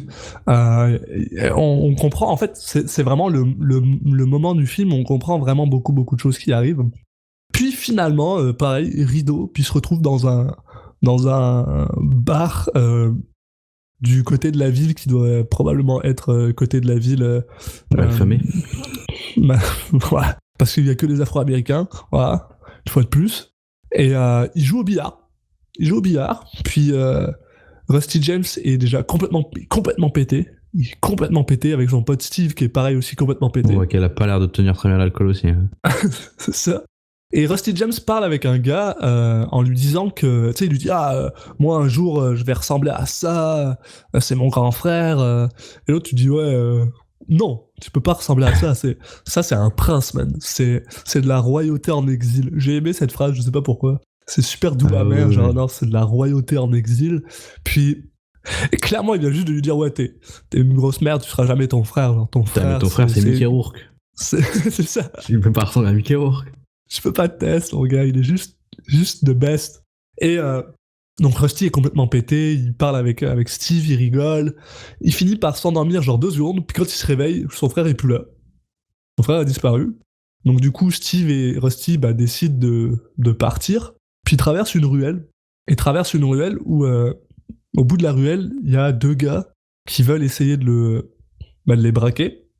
Et Rusty James fait un truc qui est un peu un coup de pute, parce qu'il y a un des gars qui a un tire iron, comment on appelle ça en français, une barre de fer, enfin un tuyau quoi. Des trucs pour changer les pneus là. Et Rusty James décide de s'enfuir parce qu'il veut pas donner son argent, en laissant son pote Steve derrière. Et il se fait quand même rattraper par le gars avec le tire iron, puis il lui met un pur coup dans la face. Il se met genre à pisser le sang, il tombe par terre, puis là, Rusty James qui hallucine une fois de plus, Non, il se met à léviter, ça arrive. T'arrives pas, toi? Il sort de son corps dans un truc genre, comme s'il était mort, il est en train de mourir, puis il se voit lui-même par terre, il flotte, il voit son pote Steve, et puis il y a du jazz qui joue, ce qui est vraiment pas... Ouais, ça arrive à chaque fois que tu lévites, généralement. Ça m'arrive tout le temps. Non, il y a ses amis qui pleurent, là. Donc on pense vraiment qu'il est mort. Il flotte, donc il flotte jusqu'à chez Donna et Patty, qui sont tristes, puis il flotte jusqu'à ses potes qui sont dans le truc de billard du début, avec Don Cage qui trinque à sa santé, là, avec Nicolas Cage devant. Et puis tout d'un coup, il revient dans son corps, et il voit que Steve est en train de se faire péter la gueule. Mais pas de problème, parce que Mickey Rourke est là, et Mickey Rourke arrive, puis il les défonce avec une technique sale, en fait comme le premier combat, c'est très West Side Storyien, avec aucune protection, ils se protègent pas, ils mettent des coups de poing dans le vent, ça fait des bif-baf dégueulasses avec des sons pourris, puis il en balance un contre un mur, il chope l'autre, il le balance contre un autre mur, puis les deux sont par terre, puis c'est fini. Le Rusty James tombe dans les vapes, on coupe une fois de plus rideau qui ferme, musique, rideau qui réouvre, et là, ils sont sous un pont sur le shore, La côte? près de la mer, oui. près de la côte, ouais. Sous un pont, près de la côte, donc il y a la plage au loin, il y a de l'eau, et il y a Steve et Rusty qui se réveillent. Sous un pont encore à moitié déchiré, hein, parce qu'ils sont encore hangover d'hier. Puis Steve hurle sur Rusty parce qu'il veut toujours pas aller à l'hosto. Il vient de se faire défoncer la gueule. Il a toujours ce problème. Ils lui ont toujours pas recousu. Ouais, puis il vient de l'éviter, quand même. Sa blessure. Clairement, c'est à ce moment-là que tu te dis, bon, faut peut-être que j'aille à l'hôpital, quoi. C'est vrai que sortir de son corps, ça doit pas être une expérience non douloureuse, là. Ça doit faire mal. Et le gars, il fait, va à l'hôpital, putain, t'es vraiment con. Tu comprends même pas, genre, ton histoire de gang, c'est juste des conneries, tu veux juste te faire tabasser. Pourquoi tu fais ça? Pourquoi tu... Blablabla, il s'énerve. Et là, il se retourne vers Mickey Rourke et il lui dit, mais dis-lui, toi, que genre les gangs, c'est de la merde. Et là, Mickey Rourke est genre, ouais, c'est un peu... c'est un peu de la merde, quoi. C'était fun le temps que ça a duré, c'était le fun quand moi j'étais là. Mais au final, tu sais, genre, la raison... En fait, on apprend finalement que la raison pour laquelle il est vraiment célèbre, c'est parce que c'est lui qui a amené la paix, qui a fait en sorte que les gens arrêtent de se battre. Puis il était genre, ouais, mais en fait, si les gens ont arrêté de se battre, c'est juste parce qu'ils voulaient plus se battre. J'étais juste la seule personne à l'avoir dit. Mais à part ça, c'était fun, mais ça a arrêté d'être fun à un moment. Ouais, il a déjà senti que c'était la fin d'une ère, quoi. Que ça s'est fait naturellement. Et là, Steve lui dit, ouais, mais pourquoi est-ce que tu t'arrêtes pas de lui dire que c'était fun? Genre, dis juste que c'est de la merde. T'es fou, en fait. T'es vraiment fou. Puis j'ai aimé... Il dit une petite phrase que j'ai vraiment aimée, c'est genre, même la société la plus primitive a un respect inné pour les gens fous. Et j'étais genre, sacré Mickey Rourke et tes phrases philosophiques tout le temps. Ouais, on en est là. Rusty est bien dans le mal. Puis finalement, il retourne dans son bar, dans le bar du début où il y a Tom Waits. Benny, exactement. Et il est là en train de se remettre. Bah ouais, il est un peu tout seul dans son coin, il est triste, puis il y a Benny qui vient lui parler, d'ailleurs en mâchant un chewing-gum, mais en faisant le plus de bruit possible au monde, là, il est dégueulasse. Puis finalement, il se parle, il lui demande pourquoi est-ce que ça va pas bien, blablabla. D'habitude t'es plus nerveux que ça, là t'es tout calme, qu'est-ce qui t'arrive? Ouais, d'habitude tu tiens pas assis plus de 5 secondes.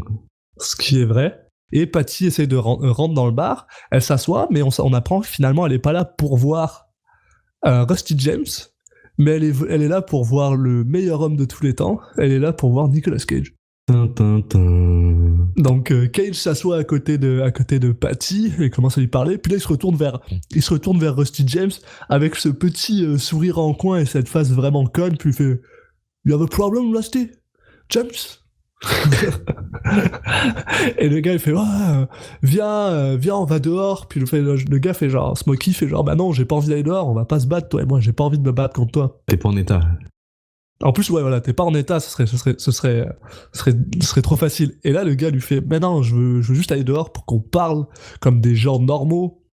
Donc, bah, ils parlent, ils sont dehors. Et la première chose qu'il lui dit, c'est, est-ce que c'est toi qui allais dire à Patty que bah, j'avais couché avec une autre fille pour que tu puisses venir la prendre finalement? Et là, le gars lui dit, bah ouais. C'est ça que j'ai fait. Ouais, et Rusty le prend étonnamment bien. Ouais. Il fait ah, et, ok.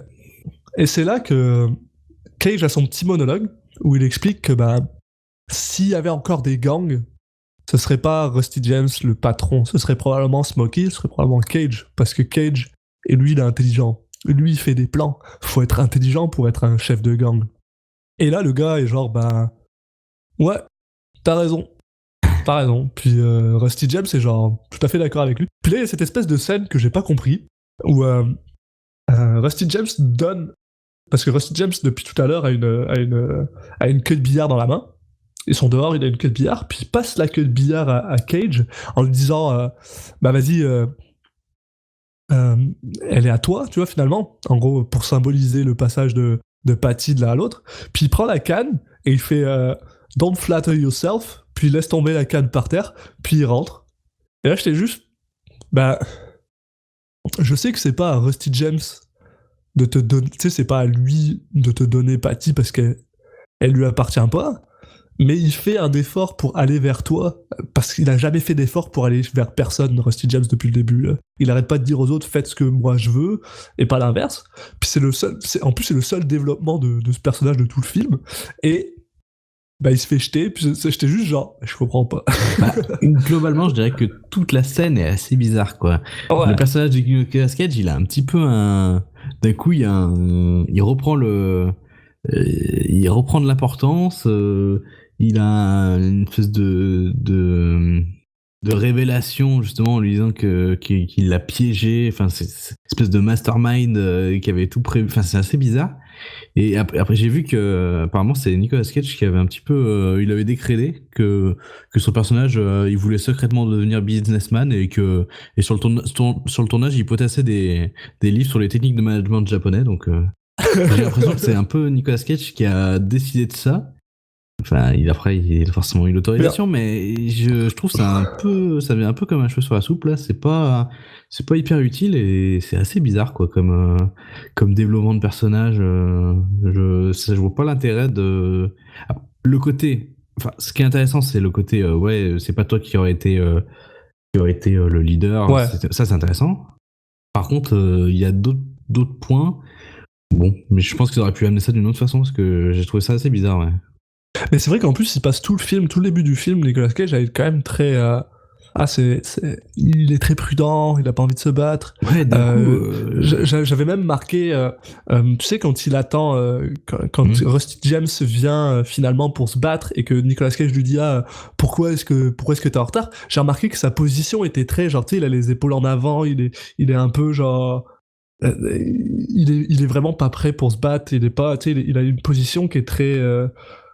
non agressive, puis et tout d'un coup le mec est genre je suis un grand gars badass, c'est cool. C'est ça qui est bizarre, c'est que j'ai l'impression que tous les personnages leur évolution, c'est juste ils deviennent l'opposé de ce qu'ils étaient, mais il y a pas de transition, comme Rusty James qui passe de genre j'écoutais absolument personne à bah vas-y, je t'écoute, je te suis toi maintenant, c'est toi mon chef, genre ouais, d'accord. J'ai l'impression qu'il prend un coup et que qui baisse un peu les bras et qui se dit bon.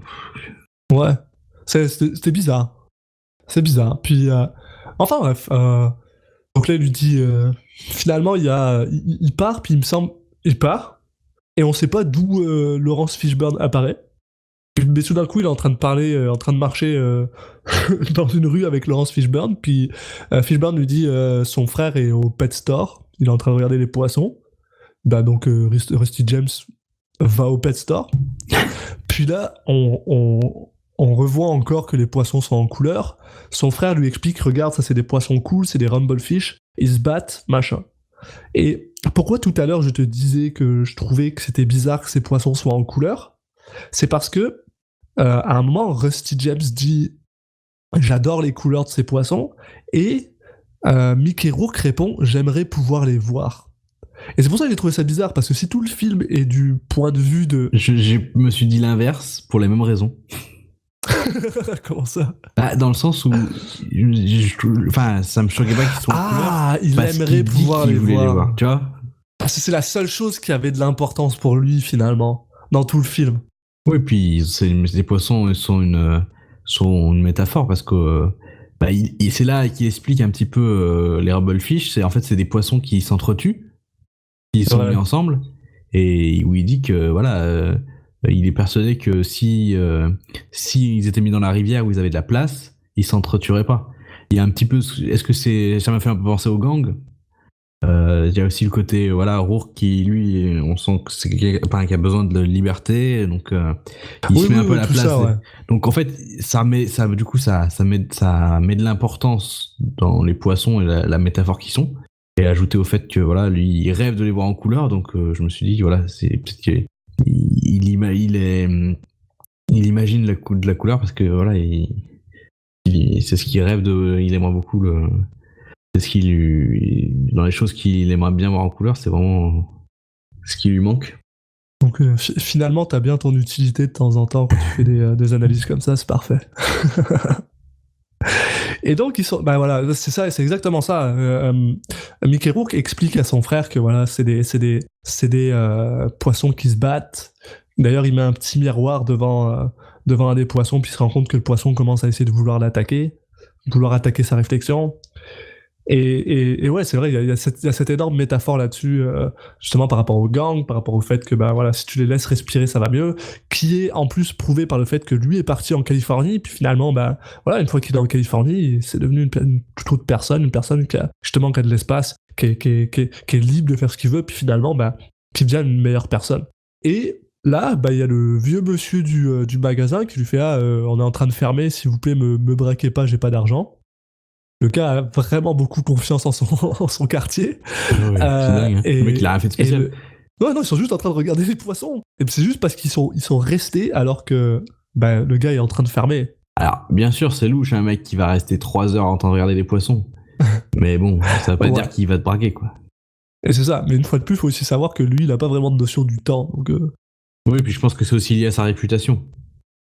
Donc bien sûr, le vieux a appelé la police parce que y a 2 gars qui sont en train de regarder des poissons dans son... Il a appelé la police, je t'ai déjà expliqué. Il a appelé le policier des Village People.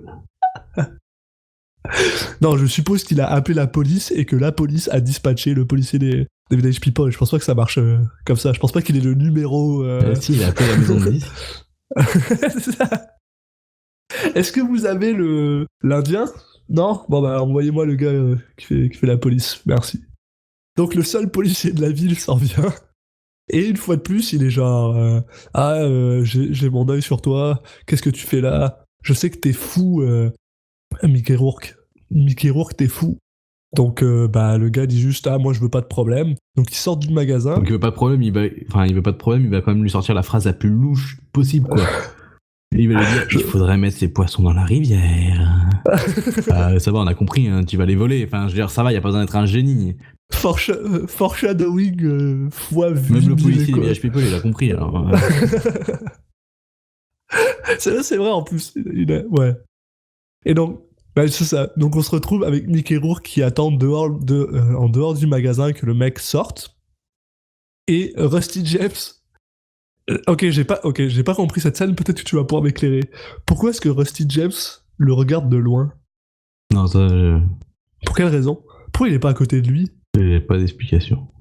Ok, donc parce que t'as Rusty James qui le regarde de loin.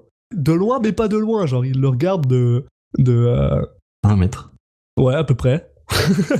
Et là, Mickey Rourke décide, il va s'en aller. Donc il se lève et il commence à marcher dans la ruelle, tout seul, il y a personne, encore une fois de plus. Rusty James le suit à 1 mètre de là, et là, on se rend compte que Mickey Rourke, il est un peu bizarre quand personne le regarde, parce qu'il commence genre à courir, à frapper dans des barrières. Voilà, il est tête en l'air, puis il marche, et il finit par arriver devant un bar où il y a une moto qu'il a l'air de reconnaître.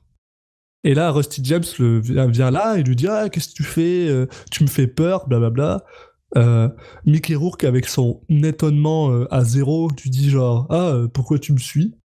Parce qu'il a zéro émotion dans ce film, c'est absolument génial. Et puis un truc qu'on n'a pas dit, c'est que il parle tout doucement. Ah, il parle super doucement. Donc à partir du moment où il parle, en fait, t'as l'impression de... en fait, ça doit être le premier film ASMR de l'histoire. J'étais obligé de monter le son pour vraiment beaucoup du film. D'ailleurs, c'est une anecdote que j'ai lue que je trouve très très drôle. C'est que les techniciens son sur le film, ils en pouvaient plus. Ce qu'ils entendaient, ils arrivaient pas du tout à capter les dialogues de Mickey Rourke. Ils n'arrêtaient pas de lui dire de parler plus fort. Et du coup, au lieu de l'appeler le film Rumblefish, il l'appelait Mumblefish. Donc, est-ce que c'est Mickey Rourke qui a décidé tout seul que son personnage parlerait tout doucement, très peu fort? En tout cas, ça marche super bien. Ça marche vraiment super bien par rapport au personnage que c'est. Et c'est ça. Et donc, Rusty lui explique que pourquoi tu m'as suivi? Qu'est-ce que tu fais là? Tu te souviens de cette moto? Et là, Rusty James lui dit c'est la moto du père. Est-ce que tu penses que le père est dans ce bar? Vous avez réussi à trouver genre le seul bar dans lequel son père il est apparemment. Donc il rentre dans le bar puis il voit son père. Et là, ils s'assoient tous les deux à côté de son père et son père lui dit dans une performance vraiment assez cool. J'ai vraiment aimé cette performance-là.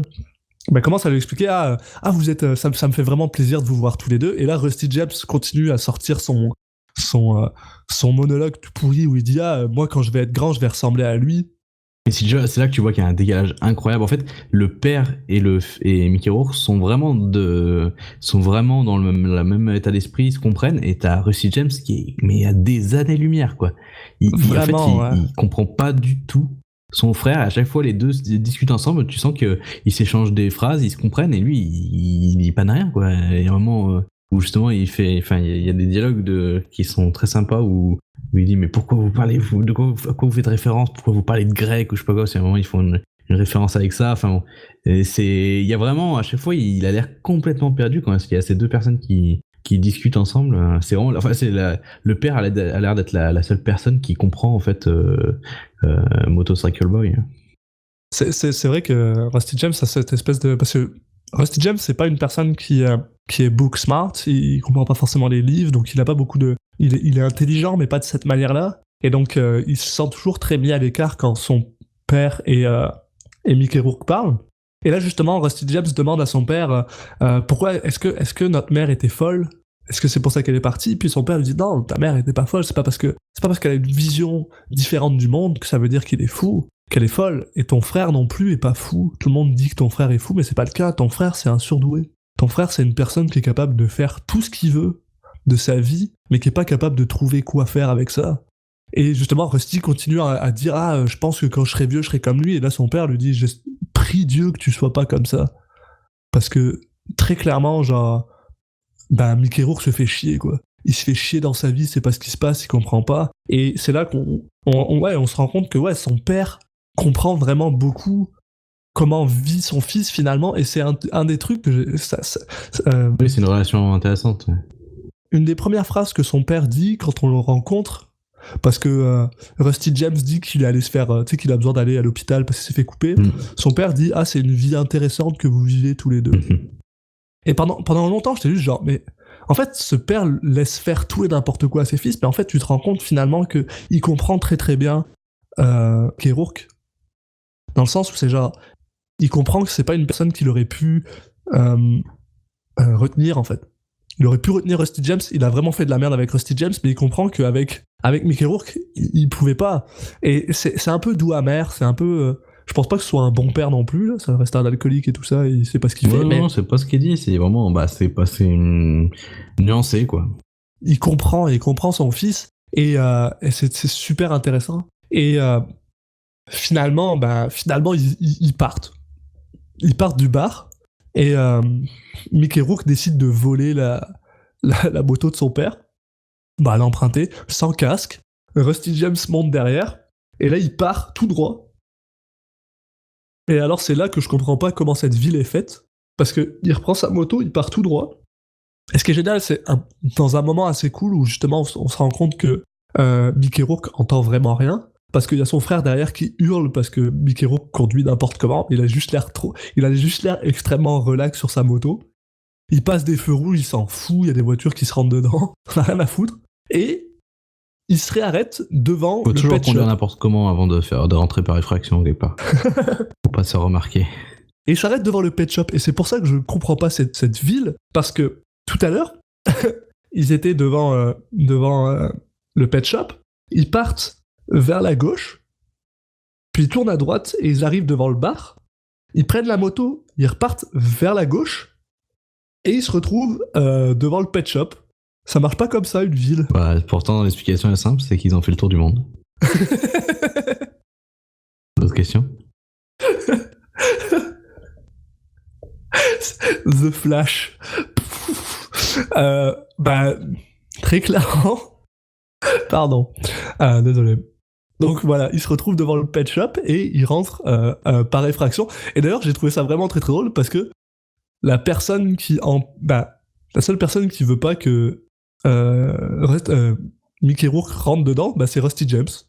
Après tous ces trucs de dire j'en ai rien à foutre, les gangs c'était cool, machin, on s'en fout. Soudainement, il veut pas que son frère rentre dans le machin parce qu'il y avait la police avant, parce que très clairement il savait que genre il allait revenir, que genre c'est sûr que si la police est appelée pour une effraction dans ce pet shop, c'est sûr qu'ils allaient voir Mickey Rourke en premier parce qu'il était là et que la police avait été appelée. Ouais, puis personne d'autre va entrer en effraction dans une animalerie. Hein.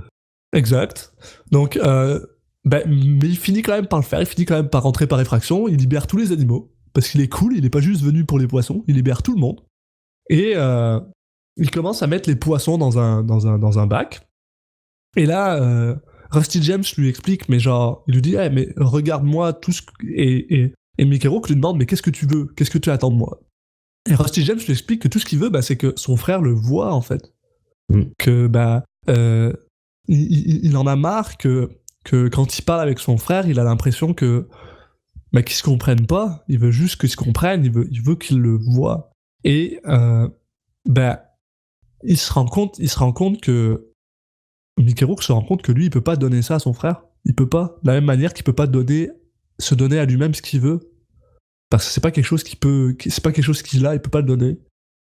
Et Rusty James lui dit juste toi et moi, si on s'y mettait, on pourrait contrôler cette ville, on pourrait avoir le meilleur gang. Et son frère lui dit mais je veux pas ça. Moi. Ouais, c'est encore une fois, il comprend pas quoi. C'est ça. Moi je veux pas ça et je veux pas ça pour toi. Moi je veux que tu t'en ailles, et je veux que t'arrêtes de vivre dans mon ombre. Je veux que tu sois là pour toi, genre. Et bien sûr, Rusty James comprend rien. Il comprend pas. Mickey Rourke s'enfuit avec les poissons. Il s'enfuit, il va pour... Putain, dans la scène la plus bizarre de tout le film, honnêtement. Il va pour balancer les il veut atteindre le canal pour les jeter dans le canal. Pour jeter les poissons, et il se fait shooter. En fait, il y a le policier. On entend un gunshot, hors cadre. Il y a Rusty James qui court pour arriver voir ce qui se passe. Et là, il y a son frère qui est mort par terre, balle en plein cœur. Et là, pour une fois, il y a 2 policiers, ou 3 même. Il y en a 2 qui sortent d'une voiture, et là, on voit le policier des Village People qui a tué son frère parce qu'il courait avec des poissons. Voilà, mais on tue pas les gens pour ça. Il est même pas noir en plus, alors aux États-Unis, ça marche pas. Non, mais c'est vrai que c'est très bizarre. Quoi. Il y a aucun monde où... alors je sais, ils nous ont placé le côté, ils l'aiment pas, machin et tout. Mais il a pas l'air si méchant que ça en fait, le policier. C'est un peu c'est le policier un peu relou qui aime pas, qui a un mec dans son rétroviseur, mais tu sens pas que c'est un flic ripou. Enfin, c'est en dehors du fait qu'il aime pas Mickey Rourke, ça a l'air d'être un flic très bien quoi. Enfin, qui fait son boulot normalement, mais alors là, il pète un câble quoi. Il y a même une phrase qui est justement dite par Laurence Fishburne quand Rusty James lui parle du fait que ce policier arrête pas de les poursuivre. Il dit c'est un excellent flic, c'est un très bon flic. Sa baleine blanche, c'est juste Mickey Rourke.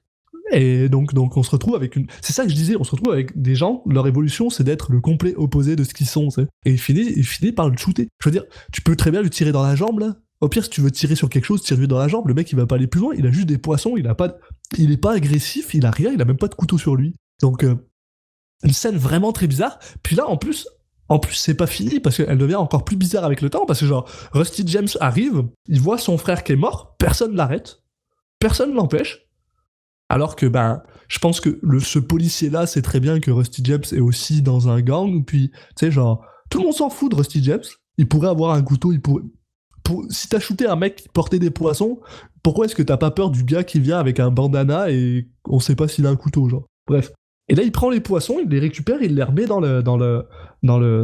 l'aquarium, et finalement, c'est lui qui va les jeter dans le canal. Mais personne l'arrête. Personne l'arrête jusqu'à ce qu'il revienne.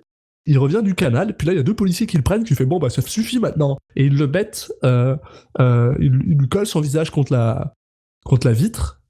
D'ailleurs, plan un peu bizarre, parce que pendant 2 secondes, Rusty James, dans sa réflexion dans la vitre, a de la couleur. C'est les 2 seules choses qui sont en couleur dans le film, ouais. C'est ça. Et il s'énerve, il pète la vitre parce qu'il aime pas voir sa réflexion. Et blabla, il commence à s'énerver vraiment trop. Puis là, la police font genre, on va l'emmener au QG. Puis là, il y a le policier des Village People qui arrive, qui fait non, laisse-le tranquille. C'est le frère du gars que je viens de shooter. Il est un peu upset. No shit. Tu sais, genre. Incroyable. Cette scène est vraiment, vraiment weird. Puis là, tout d'un coup, on a un gros plan sur Mickey Rourke qui est mort. Et on a un travelling qui remonte un peu, où on voit tous les gens. Que tout le monde le connaissait. Parce qu'en fait, tout le monde le connaît. Donc on voit Laurence Fishburne assis, maigre. J'ai legit écrit, j'arrive pas à comprendre un Laurence Fishburne mince. Mon cerveau veut pas le capter, il comprend pas. Donc on a le travelling, Laurence Fishburne, on continue, là il y a Smokey Cage qui explique pourquoi est-ce qu'on peut pas le voir, c'est pas moi, j'étais pas là, c'est pas moi qui l'ai tué, blablabla. Parce qu'il est stressé. Un autre travelling, on voit le père de Rusty James qui est visiblement ému. Surtout, on sent qu'il s'est dit, ça allait arriver un jour, quoi. Et puis surtout, il l'avait pas vu depuis 3 mois. Et là, il revient 2 jours. Bref. C'est vrai que c'est un peu bizarre. Et le travelling continue. Puis là, on finit sur Steve qui prend des notes. De quoi, on sait pas. Travelling continue, on voit un mur avec un tag qui dit Miracle Boy was the king, is the king, non? Non, Motorcycle Boy, oui. C'est incroyable. Je vais pas y arriver. Et c'est vrai que non mais par contre, bon, blague à part, ça permet de montrer que c'est vraiment un nom de personnage de comics, quoi. Ouais, non, vraiment. Et on n'a jamais su son vrai nom, genre. Non. Tout le film.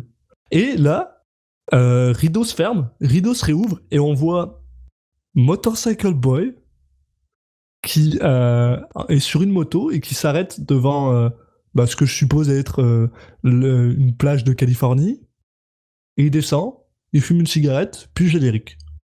Et alors là, voilà. Bah oui, dans la mort, il est enfin libre. Et donc, qu'est-ce que t'en as pensé, toi, de ce film? Alors déjà, avant de parler du film en général, c'est vrai que cette scène de fin, je trouve que c'est le moment où il allait un peu trop loin, dans le sens où le fait que, la façon dont ça se passe quand Rusty James arrive, il prend les poissons, il va les mettre dans l'eau et les policiers qui font rien, c'est vraiment mettre en avant la métaphore, le scénario plus que la logique. Même si le film il y a plein de moments où il se dévie de la logique, mais qui c'est pas gênant, on va dire que c'est le moment où ça m'a gêné, quoi. Après, sur le film en général, moi j'ai beaucoup aimé. Il y a beaucoup de travail sur l'aspect visuel, il y a beaucoup de... On sent qu'il s'est fait un peu plaisir, il a tenté des choses. Je pense c'est un budget il a mis un budget beaucoup moins que sur certaines autres grosses productions qu'il a eues, mais en opposition, il s'est fait un peu plaisir pour tenter des choses un peu différentes. Et la plupart du temps, ça marche bien. Il y a souvent une logique derrière. Il fait pas au hasard juste pour pour faire des effets un peu bling bling. Donc c'est super intéressant de voir les raisons pour lesquelles il a fait certains choix artistiques. En dehors de ça, bah, les acteurs sont, enfin là il y a un super casting entre Mickey Rourke. Je trouve que Matt Dillon il sort bien son épingle du jeu aussi. Bon, Dennis Hopper qu'on voit moins, mais à chaque fois qu'on le voit, c'est toujours des scènes qui sont très réussies. Les relations entre les différents personnages marchent vraiment, fonctionnent très bien à ce niveau-là. Donc, non, un film très agréable à suivre, qui est à la fois lent sur certaines scènes un peu lancinantes et tout, mais qui est pas du tout ennuyant. Donc, là-dessus, y a pas de souci. Après, voilà, bah, comme je disais tout à l'heure, un peu la partie avec Nicolas Cage aussi, là, quand on le revoit, alors qu'on l'avait pas vu depuis le début du film, c'est un petit peu particulier. Là aussi, c'est un petit peu bizarre par rapport à l'histoire du film. C'était pas forcément nécessaire. Mais voilà, il y a quand même des plans hein, vraiment super. Et bah, il y a des dialogues qui sont vraiment savoureux. Je vous conseille d'aller vous allez sur IMDb, vous allez dans l'onglet citation et il y en a qui sont incroyables. Ouais, faites-vous plaisir avec ça. Mais personnellement, je suis très mitigé sur ce film en fait. Vraiment beaucoup, c'est assez bizarre. D'un point de vue technique, je le trouve incroyable. D'un point de vue technique, j'ai adoré. À part, comme je dis, alors, les chorégraphies des combats, moi, ça me parle vraiment pas. Et j'ai l'impression qu'il y avait d'autres moyens de faire ça. Et ben, même pour l'époque, hein, pour 1983, j'ai beaucoup de mal. On sent, comme tu dis, il voulait garder quelque chose de théâtral. Puis peut-être que pour lui, les combats théâtrales, c'est West Side Story. Puis donc, du coup, faut garder ce côté-là. Je sais pas trop pour ça, mais pour le reste, j'ai trouvé absolument techniquement maîtrisé. Mais par contre, I don't care much for that movie. Like, ce film, je m'en fous en fait. Il y a des trucs sympas. Ouais, il y a Mickey Rourke qui est fou, Mickey Rourke qui est exceptionnel, mais une fois de plus, c'est encore un film que genre, je l'ai vu une fois, puis je l'ai vu une fois quoi. Ah ouais, bah moi je le reverrai avec plaisir, tu vois.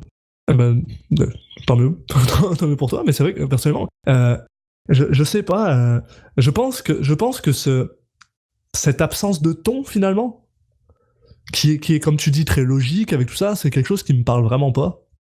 Et en plus, la soundtrack est assez mal adaptée, même si je comprends justement si c'est la moitié sourd ou je sais pas quoi, mais t'as des percussions qui sont pas forcément importantes, t'as du jazz à des moments, c'est un peu bizarre.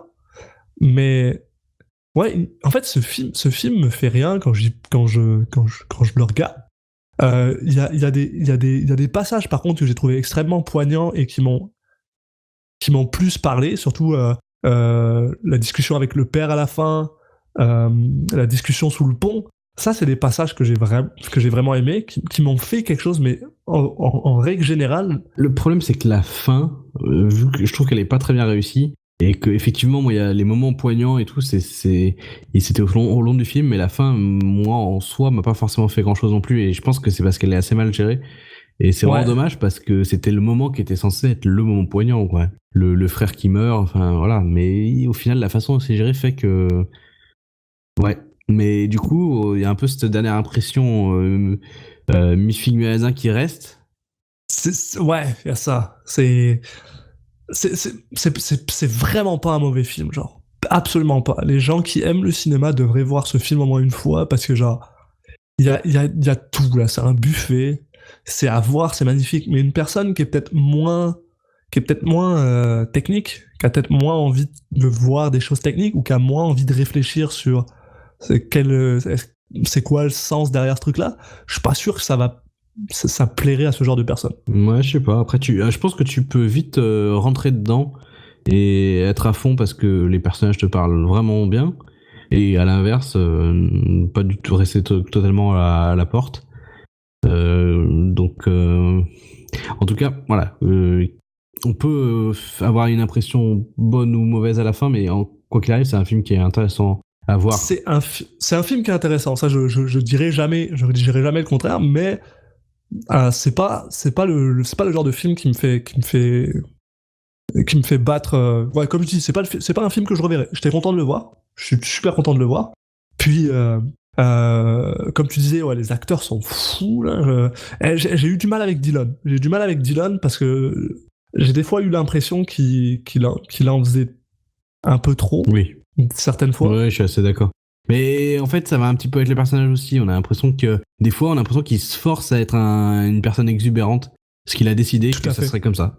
Que pour être chef de gang, il fallait être exubérant parce qu'il voulait un peu copier son frère. Des fois, on a l'impression qu'il se force et du coup, j'ai trouvé que ça fonctionnait plutôt bien. Mais il y a des fois où c'est un peu à la limite, je suis d'accord. Mais en même temps, c'est bizarre parce que il arrête pas de dire que il a pas tant changé que ça, son frère. Et donc, du coup, j'arrive pas à comprendre pourquoi est-ce qu'il a envie d'être exubérant pour ressembler à son frère, qui est l'homme qui parle le moins du monde. Puis, mais bon, bref, ça c'est autre chose, c'est des choix. Et bon, pour finir, je dirais, je vais parler de notre ami parce que c'est pour ça qu'on est là aussi, là, parler de Monsieur Cage. Et ben, et pareil en fait, je l'ai trouvé pas exceptionnel. Il est un peu absent en fait. Son jeu est pas mauvais. Mais son personnage est pas assez défini. Comme on disait, il passe de je suis une mauviette à je suis un mastermind, puis il y a pas de nuance entre les deux. Ouais, et puis même au début, quand il dit que, enfin, tu vois qu'il est pas chaud pour aller se battre, mais il le répète tellement de fois qu'il dit bon, il y a peut-être pas besoin. Ouais. Et après, c'est pareil, c'est plus le personnage, mais clairement, on sait qu'il a fait plus de travail pour celui-là. Comme tu disais, il lisait des livres de business. Il a essayé de faire un personnage, de s'approprier ce personnage-là. Et On a l'impression qu'il a essayé d'étoffer un personnage qu'on n'avait pas besoin. ouais, et ça sort un peu bizarre, ça sort un peu blend, ça sort un peu mais, et c'est pas dramatique, c'est pas drôle, on le voit, il est là, il existe, mais en même temps, quand tu regardes, c'est un peu de mise avec pas mal tous les autres acteurs. Je pense que c'est aussi la direction qui veut ça, le fait que justement ils vivent dans ce monde où il y a pas d'émotion, tu sais, où c'est très milieu de range, donc je sais pas, mais tu vois, genre, j'ai du mal à lui donner une note. Je lui donnerai pas une mauvaise note parce que pour moi il a quand même fait quelque chose. Et je sais pas si j'irai jusqu'à un 5. Non, ouais, un petit 4. Ouais, je pense que j'irai un petit 4 parce que clairement, on sent qu'il a fait des efforts pour celui-là, comparé aux autres. Aux autres, je pense pas qu'il faisait beaucoup d'efforts dans les autres. Mais il était peut-être plus juste dans les autres. Ouais. Là, il est plus effacé, moins présent. Puis, moi, c'est là-dessus que je finirai sur cette note que je finirai ça. Moi, je vais continuer le podcast. Salut Alexis. Bah voilà, allez, à la prochaine. Non, bah, je pense qu'on a tout dit. J'espère qu'on vous a donné quand même envie de voir le film parce que, bah, comme on l'a dit, c'est un film qui est intéressant à voir. Donc vraiment pour la performance visuelle, mais pas que. Et puis, bah, il me reste plus que à vous remercier de nous avoir suivis. Et puis, pour nous retrouver, donc, vous pouvez nous retrouver sur Twitter sur le @CitizenCagePod. Et puis, sur iTunes, sur Spotify, j'espère. Normalement, ça devrait être en place au moment où je vous parle. Et puis, de toute façon, on donnera toutes les infos sur le compte Twitter en priorité. Et puis, programme du prochain épisode, on parlera des moissons du printemps de Richard Benjamin. Merci à tous. Merci à tous et à la prochaine.